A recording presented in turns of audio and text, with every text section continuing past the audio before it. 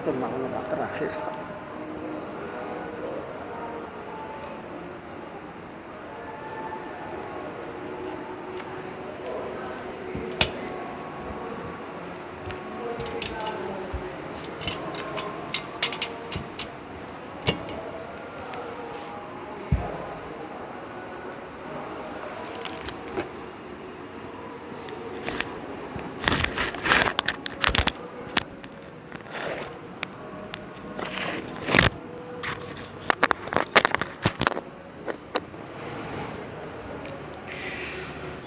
Bismillahirrahmanirrahim.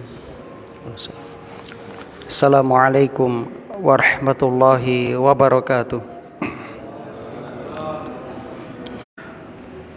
Allah Ta'ala fil Quran, jamaah iftar jama'i yang mudah-mudahan senantiasa dirahmati oleh Allah di dunia hingga di akhirat.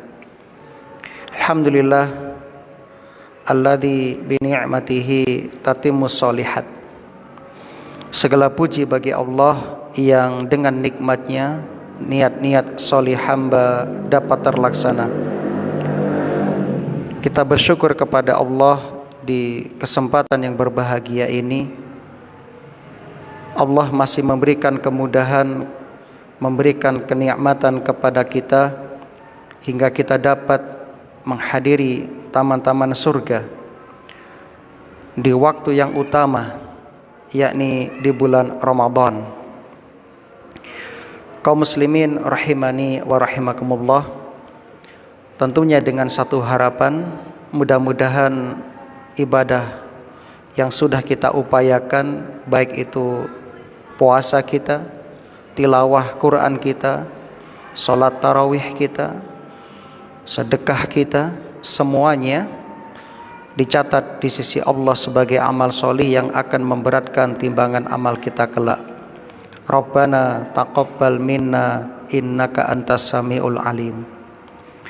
Dan tak lupa salawat ma'assalam mudah-mudahan senantiasa tercurah limpahkan kepada Nabi kita Muhammad sallallahu alaihi wasallam, kepada keluarga, para sahabat, tabi'in dan tabi'ut tabi'in. Allahumma sholli wa sallim wa barik ala nabiyyina Muhammad wa ala alihi wa ashabihi wa man tabi'ahum bi ihsanin ila yaumiddin. Ramadan adalah bulan yang istimewa. Allah memilih Ramadan sebagai bulan untuk menjalankan salah satu rukun Islam, yakni berpuasa. Allah menciptakan apa yang dikehendakinya dan Allah memilih. Tidak sama Ramadan dengan bulan-bulan yang lain. Terbukti Allah Subhanahu wa taala memberikan banyak keutamaan pada bulan Ramadan. Di antaranya Allah pilih bulan ini Ramadan dari bulan-bulan lainnya sebagai bulan diturunkannya Al-Quran. Syahru Ramadan alladzi unzila fihil Quran. Bulan Ramadan yang pada bulan ini Allah Subhanahu wa taala menurunkan Al-Quran. Inna anzalnahu fi lailatul qadr. Sesungguhnya kami menurunkan Al-Quran pada malam Qadar. Kaum muslimin rahimani wa rahimakumullah, oleh karena itu di antara wujud dari kita memuliakan Al-Quran, maka kita di sore hari ini selama di bulan Ramadan akan melaksanakan kajian tafsir, dan kita akan melanjutkan membacakan tafsir, yakni surah At-Taubah ayat yang ke-113 hingga 116. A'udzu billahi minasyaitonir rajim. Allah Subhanahu wa taala berfirman, setelah sebelumnya Allah mengabarkan kepada kita tentang sifat-sifat hamba-hamba yang terpilih. Ada 10 sifat yang sudah disebutkan pada ayat yang lalu. Di antaranya sifat-sifat tersebut adalah Allah Subhanahu wa taala mencintai orang-orang yang menukar dunianya dengan akhirat. Allah itu berbisnis dengan orang-orang yang beriman. Innallaha ashtara minal mu'minin. Sesungguhnya Allah itu membeli dari orang-orang yang beriman. Allah membeli jiwa mereka, Allah membeli harta-harta mereka dengan harga yang luar biasa, yaitu surga. Rasul mengatakan, ala inna sil'atallah ghaliyah. Ketahuilah sesungguhnya barang dagangan Allah itu mahal. Barang dagangan Allah mahal. Ala inna sil'atallah hiyal jannah. Ketahuilah dagangan Allah itu adalah surga. Maka untuk meraih surga ini kita membutuhkan usaha yang penuh dengan kesungguhan. Kita harus mencurahkan segenap tenaga, segenap harta, jiwa dan raga untuk mendapatkan surga tersebut. Dan saat ini bulan Ramadan ini Allah membuka seluas-luasnya pintu surga. Artinya di bulan Ramadan ini amal soleh hamba lebih besar peluangnya untuk diterima. Jadi semua amal soleh kita itu lebih besar peluangnya diterima di sisi Allah Subhanahu wa ta'ala.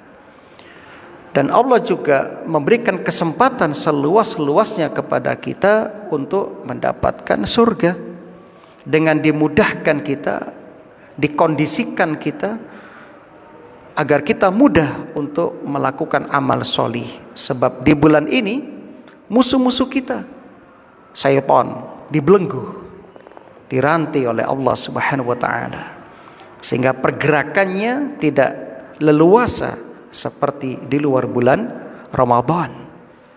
Maka sungguh merugi orang yang mendapati bulan Ramadan namun dia belum diampuni dosa-dosanya. Raghima anfu abdin, celaka seorang hamba, adraka Ramadan fangsalakha min, dia mendapati Ramadan lalu Ramadan pergi, falam yughfarlah, namun dosa-dosanya belum diampuni oleh Allah Subhanahu wa ta'ala. Ini kebangetan kaum muslimin, terlalu ini. Kaum muslimin yang berbahagia, maka ini kesempatan yang ingin bisnis dengan Allah, ini saatnya. Ini saatnya. Rasulullah itu orang yang paling dermawan, dan Nabi itu lebih dermawan lagi atau mendapati puncak kedermawanannya di bulan Ramadan, mengalahkan angin yang berhembus. Masya Allah. Maka kaum muslimin, monggo, ini kesempatan yang mau bersedekah, yang mau berbagi, maka ini kesempatan emas. Di saat pintu-pintu langit dibuka, pintu-pintu rahmat dibuka, maka silahkan Anda bergegas untuk meraihnya. Maka nalin nabiyyi walladzina amanu ayyastaghfiru lil musyrikin walau kanu uli qurba min ba'di ma tabayyana lahum annahum ashabul jahim. Maka nalin nabi, tidak patut, tidak boleh bagi Nabi sallallahu alaihi wasallam, walladzina amanu, dan juga tidak boleh bagi orang-orang yang beriman, ayyastaghfiru, memohonkan ampunan, beristighfar, lil musyrikin, bagi orang-orang musyrik, walau kanu uli kurba, walaupun mereka itu kerabat terdekat kalian. Mim ba'di ma tabayyana lahum, setelah jelas bagi mereka, annahum, bahwasannya kerabat-kerabat itu, orang-orang terdekat itu, ashabul jahim, calon penghuni neraka jahanam. Kalau kita melihat sebab turunnya ayat ini kaum muslimin, sebagaimana disebutkan oleh Imam Al-Bukhari dan Muslim, begitu juga oleh Imam Ahmad dari jalur Sa'id bin Musayyab dari ayahnya,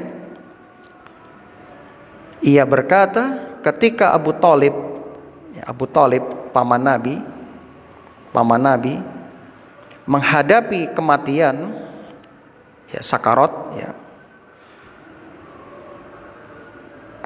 di sebelah Abu Thalib terdapat dua sahabat karibnya, yakni Abu Jahal dan Abdullah bin Abi Umayyah.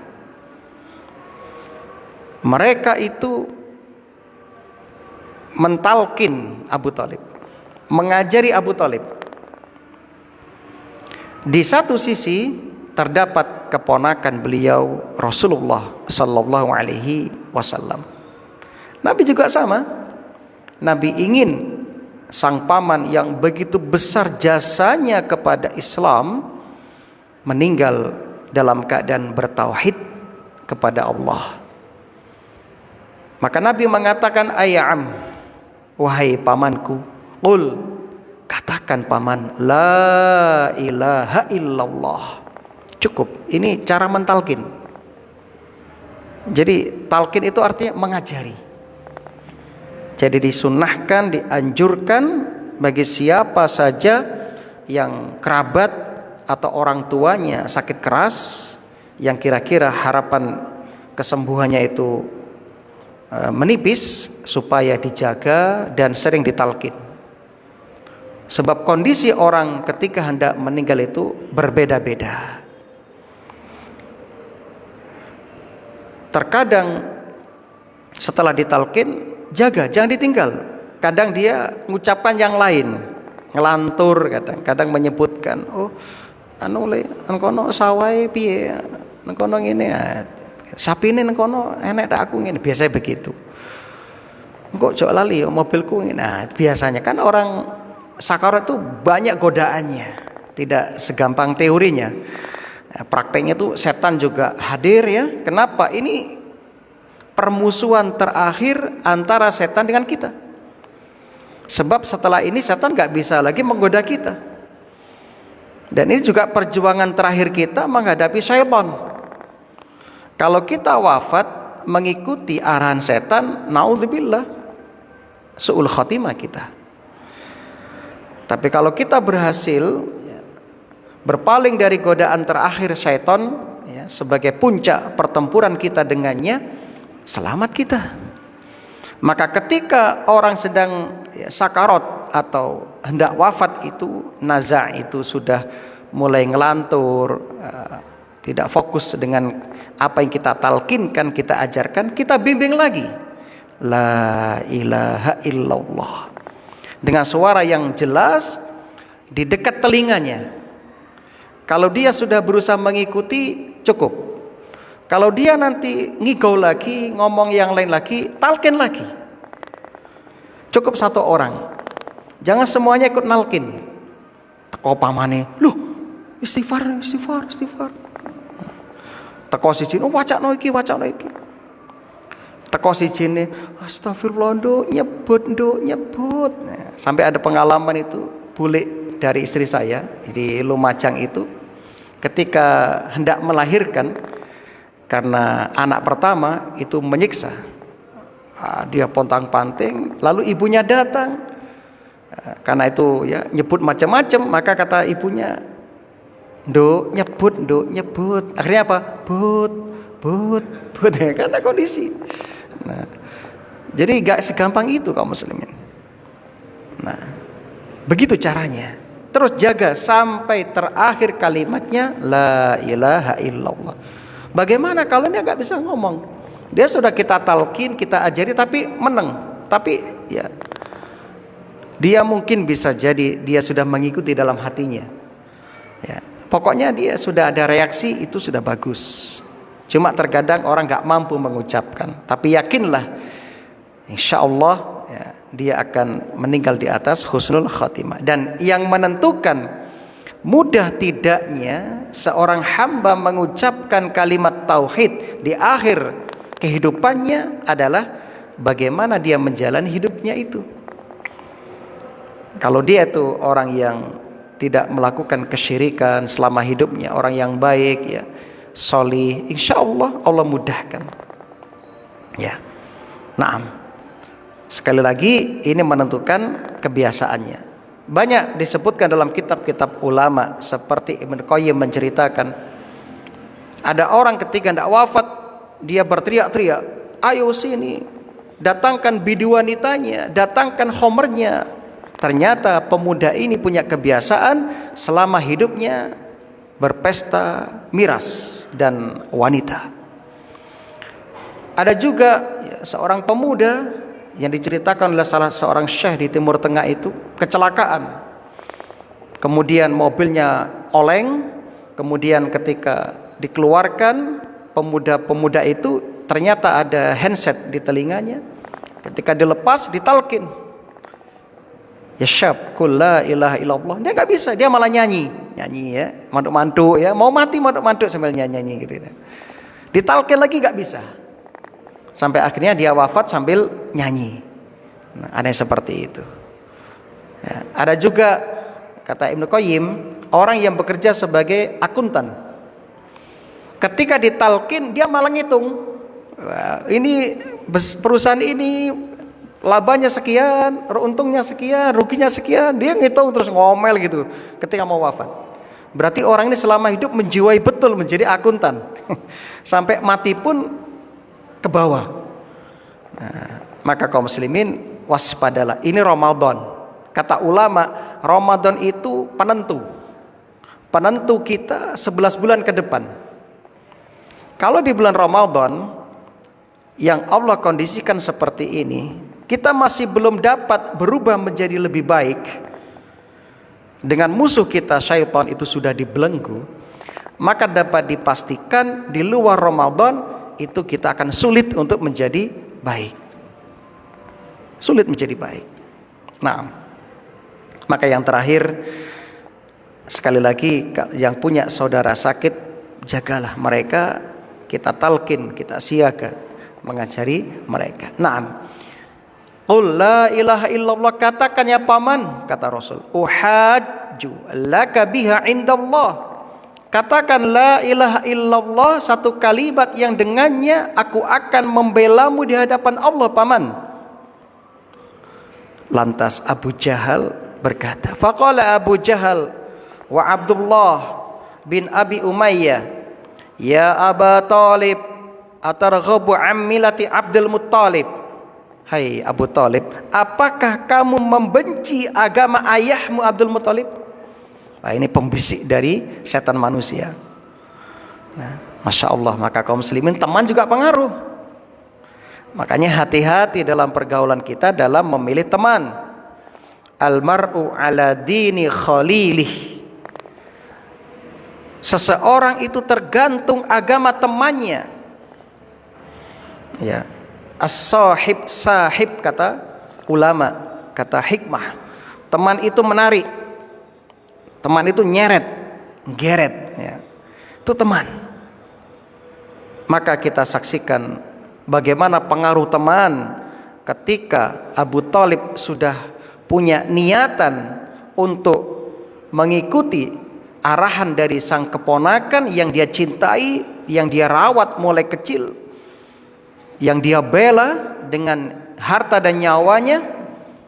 Karena begitu kuat pengaruh sang teman, dia pun ya falam yazala yukallimanihi hatta akhir syai'in kallamahum bihi, ya, hatta akhiri syai'in kallamahum bihi.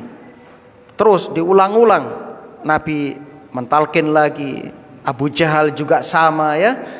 Akhirnya bertentangan dalam benak ya, Abu Thalib antara ya, kebenaran yang dia ya, persaksikan sendiri, sebagaimana ucapannya dia bersyair sebelum meninggal, aku tidak pernah mendapatkan agama yang paling benar kecuali agama yang dibawa oleh keponakanku. Lalu dia melanjutkan, kalau bukan karena aku takut celaan ya sukuku, celaan rakyatku, celaan ya masyarakatku, aku akan mengikuti agama keponakanku. Ternyata kesombongan Abu Thalib lebih mengakar. Ketakutannya kepada manusia lebih besar. Dia lebih ya gengsinya tuh lebih kuat.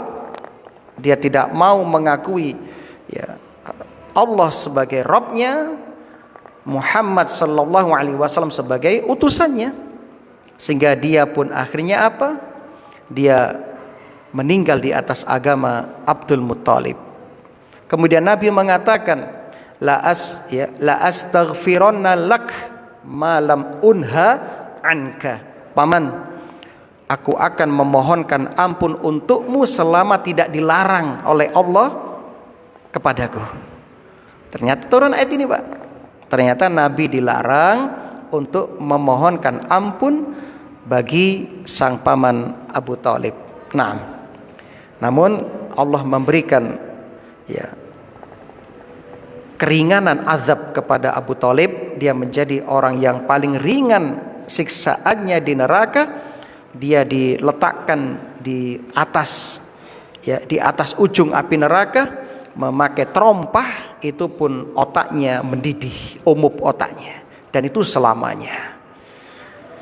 Jadi kaum muslimin, tidak diperkenankan bagi kita memohonkan ampun untuk orang yang sudah jelas dia itu kafir. Orang sudah jelas dia itu kafir. Jadi kalau Anda ditanya apa hukum ya memohonkan ampun bagi orang kafir, maka kita perinci. Ada rinciannya. Kita perinci menjadi 4. Yang pertama, kalau mendoakan orang kafir agar mereka mendapatkan hidayah, ijma ulama boleh. Boleh. Dasarnya mana? Dasarnya hadis Al-Bukhari nomor 2937 dan Muslim nomor 2524. An Abi Hurairah radhiyallahu anhu qala qadimat Tufail wa ashabuhu faqalu ya Rasulullah inna dausan qad kafarat wa abad. Tufail dan sahabatnya pulang dari menjalankan tugas dari Nabi untuk berdakwah di suku Daus. Kata Tufail, ya Rasulullah dan sahabatnya, sesungguhnya suku Daus telah kafir dan menolak dakwah Islam.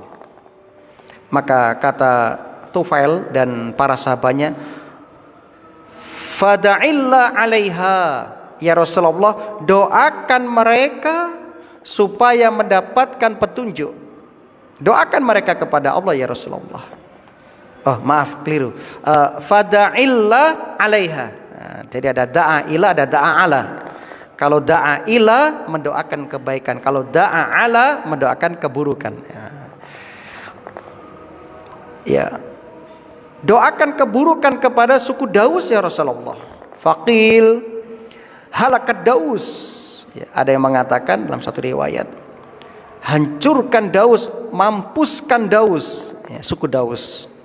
Faqala, ternyata Rasul mendoakan kebaikan. Allahumma hdi Dausan wa anti bihim. Ya Allah, ya, berilah petunjuk hidayah kepada kabilah Daus. Maaf ya keliru. Wa'ti bihim, dan datangkan mereka kepadaku. Masya Allah ya. Ternyata doa Nabi dikabulkan. Akhirnya suku Daus masuk Islam. Nah, ini menunjukkan apa? Kata ulama, ini menunjukkan boleh mendoakan permohonan hidayah untuk orang-orang kafir. Dalam hadis yang lain riwayat At-Tirmidzi an Abi Musa radhiyallahu anhu qol kanal yahud yata'atasun inda Nabi sallallahu alaihi wasallam. orang-orang Yahudi bersin di sisi Nabi, wahing di sisi Nabi sallallahu alaihi wasallam. Yarjuna ayyaqula lahum yarhamukallah. Mereka berharap Rasul mendoakan rahmat untuk mereka. Jadi ngece mereka. Mereka sengaja mendatangi Nabi, wahing di sisi Nabi. Hasim.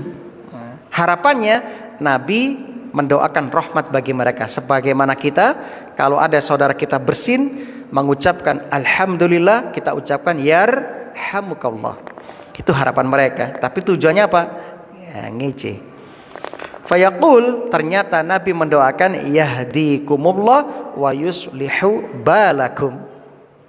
Semoga Allah memberi petunjuk kepada kalian dan semoga Allah memperbaiki keadaan kalian. Nah, ini menunjukkan apa? Boleh mendoakan orang kafir dalam rangka supaya mereka mendapatkan hidayah. Yang kedua, mendoakan kebaikan dalam urusan dunia. Hukumnya boleh. Boleh. Disebutkan dalam hadis ya, Rasulullah sallallahu alaihi wasallam mendoakan kaum Yahudi. Tadi disebutkan yahdikumullah wa yuslihu balakum. Semoga Allah memberi kalian hidayah dan memperbaiki keadaan kalian. Juga ada ya takrir dari Nabi sallallahu alaihi wasallam. Pengakuan Nabi sallallahu alaihi wasallam dalam hadis ya Al-Bukhari dan Muslim. Al-Bukhari dan Muslim. Ya. Tentang apa? Tentang ya orang-orang ya, Yahudi yang minta tolong kepada sahabat Abu Sa'id Al-Khudri. Yang kesimpulannya ya dibolehkan. Dan juga dalil yang lain ya, yang banyak dalil-dalil yang disebutkan oleh para ulama yang kesimpulannya boleh. Juga ada dalam hadis Al-Bukhari dalam kitab Adabul Mufrad ya, disebutkan di situ hadisnya hasan. Sahabat Nabi sallallahu alaihi wasallam Uqbah bin Amir Al-Juhaini radhiyallahu annahu marra bi rajulin, ya, melewati seorang laki-laki hayatu muslim, yang penampilannya itu penampilan muslim. Jadi ada orang kafir ya pakai baju muslim ya, pakai baju muslim. Lalu sahabat Uqbah melewatinya karena nggak ngerti. Fasallama farada alaih. Ya, ketika salepan orang kafir tersebut ya, ahli kitab tersebut salam kepada Uqbah bin Amir. Kemudian karena nggak ngerti ya, karena penampilannya muslim, maka Uqbah mengatakan, ketika dikatakan assalamualaikum, Uqbah mengatakan wa'alaika warahmatullahi wabarakatuh. Faqala lahul ghulam, lalu ada anak di sebelahnya mengingatkan, innahu nasrani, paman dia itu Nasrani, Kristen Nasrani, kata anak itu. Faqama Uqbah, lalu Uqbah bangkit, fatabi'ahu, mengejar laki-laki yang berpenampilan muslim, hatta adrakahu, hingga mendapatinya.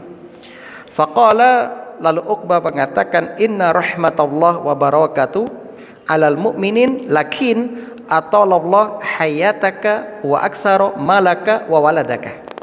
Uqbah meralat ucapannya, Uqbah meralat doanya, karena Uqbah tahu yang barusan dia doakan keselamatan, keberkahan, rahmat adalah orang Nasrani. Uqbah meralatnya.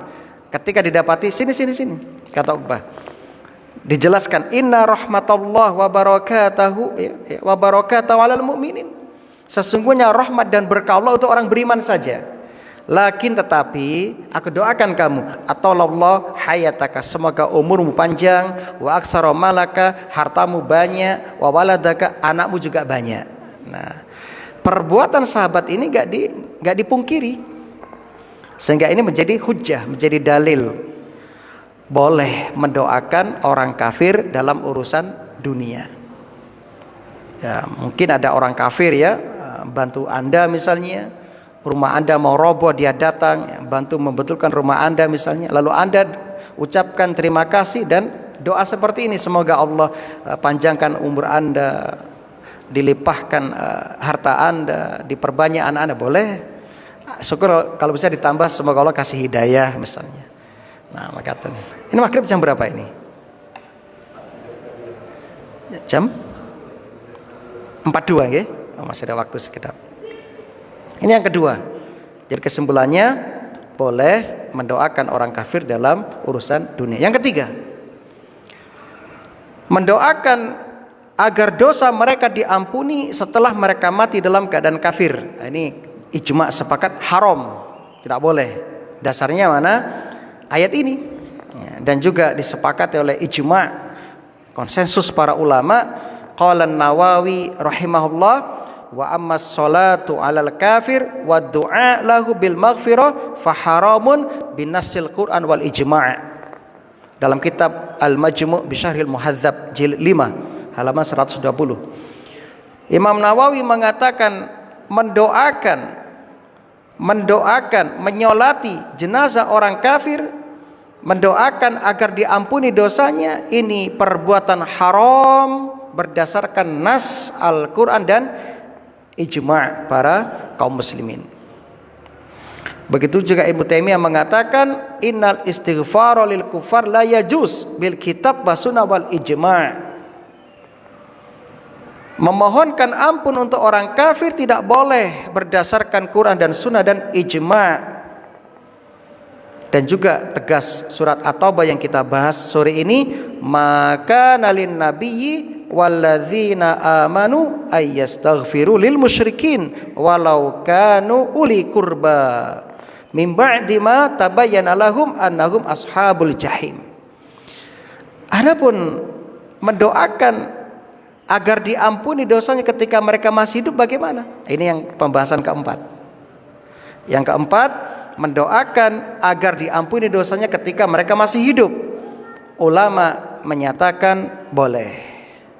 Dasarnya mana? Hadis Al-Bukhari nomor 3477. Qala Abdullah bin Mas'ud, ya, ka'anni anzuru ila Nabi sallallahu alaihi wasallam yahki nabiyyan minal anbiya. Ya, Ibnu Mas'ud bercerita seakan-akan aku melihat saat ini, ya, kepada nabi yang sedang bercerita. Ya, Nabi bercerita, ada nabi yang dipukul oleh kaumnya, kemudian hingga bercucuran darahnya. Wa huwa yamsahu dam an wajhihi. Lalu nabi itu mengusap darah dari wajahnya. Lantas nabi itu berdoa, Allahumma ghfir liqaumi fa innahum la ya'lamun. Ya Allah, ampuni kaumku, sesungguhnya mereka orang yang tidak ngerti. Maka dari sini dibolehkan, kata ulama, memohonkan ampun untuk orang kafir yang masih hidup, Nah, wallahu a'lam bishawab. Dan juga berdasarkan hadis-hadis yang lain seperti riwayat At-Tabrani yang sanadnya hasan, dan juga ya hadis-hadis yang lainnya, ya. Dan juga berdasarkan surat At-Taubah ayat 114, lanjutan ayat ini tentang Nabi Ibrahim. Wa ma kana istighfaru Ibrahim li abihi illa an mau'idatin wa'adaha iyyah. Nabi Ibrahim itu memohonkan ampun untuk ayahnya, tidak lain hanyalah karena suatu janji yang telah diikrarkan kepada bapaknya. Jadi Nabi Ibrahim mengatakan, ya, selama engkau hidup tak doakan kepada Allah supaya engkau diampuni dosanya, ya. Itu kata Nabi Ibrahim. Tapi setelah engkau wafat, saya berlepas diri. Lanjutan ayat, falamma tabayyana lahu annahu aduwwullah, ya. Maka ketika jelas sang ayah itu musuhnya Allah, ya, maka Nabi Ibrahim itu tabarra minhu, berlepas diri barok, ya, dari ayahnya, wes gak didoakan lagi. Nah, ini jawabannya kaum muslimin kalau Anda ditanya apa hukum mendoakan orang kafir. Nah, ini masih panjang pembahasannya, itu tadi ringkasnya. Taib, ada pertanyaan ini. Wah, tulisannya wong lawas iki apik. Saya Latin. Sejak setelah maghrib tidak niat berpuasa, ngoten nggih, Mbah. Namun apa ini? Seketika ketika jam 3.30 nggih. Makan sahur. Pertanyaannya, apakah makan sahur sudah merupakan ada niat berpuasa? Masya Allah. Kaum muslimin rahimani wa rahimakumullah. Puasa itu ada dua, ada puasa wajib, ada puasa sunnah. Untuk puasa sunnah, niat boleh di siang hari dengan syarat dia belum melakukan pembatal puasa. Adapun untuk puasa wajib, sepakat Nabi mengatakan tidak sah puasa orang yang tidak berniat. Mulai kapan niat puasa wajib? Sejak tenggelam matahari, yakni setelah berbuka nanti sampai terbit fajar shodiq, yaitu waktu sahur.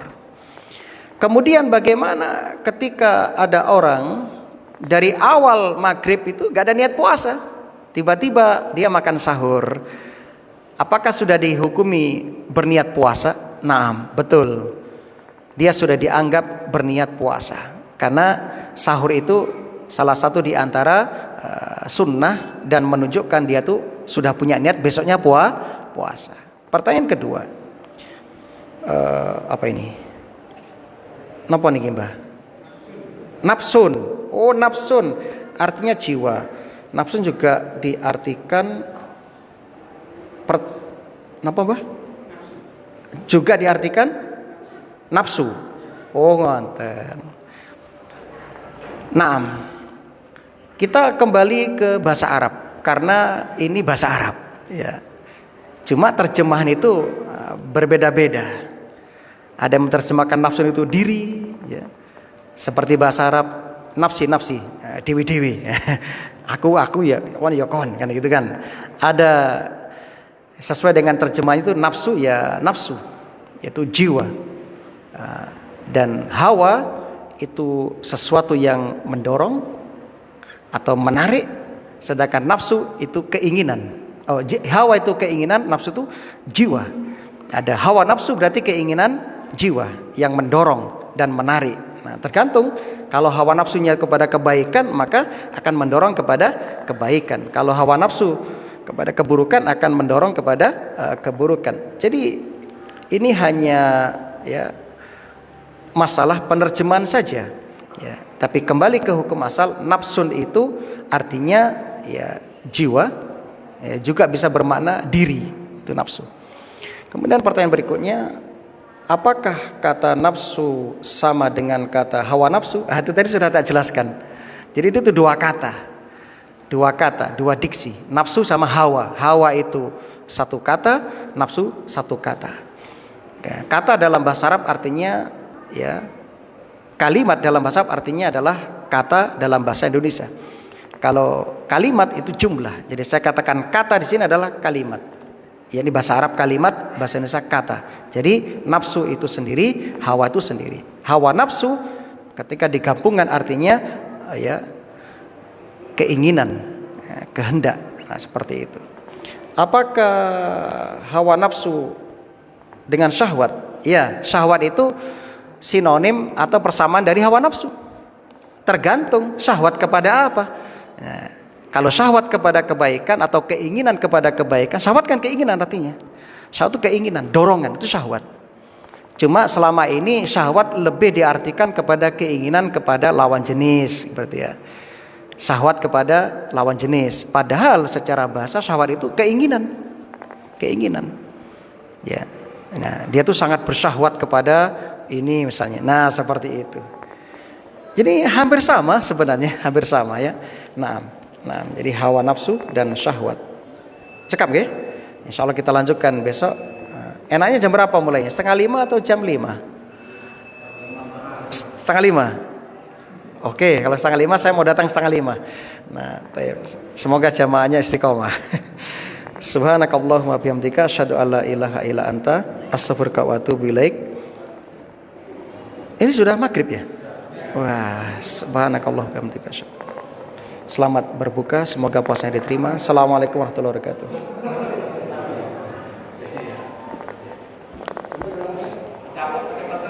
Iya, ini kayaknya kurang 2 menit ya. Oh, 4. Ini masih. Oh, 5.40.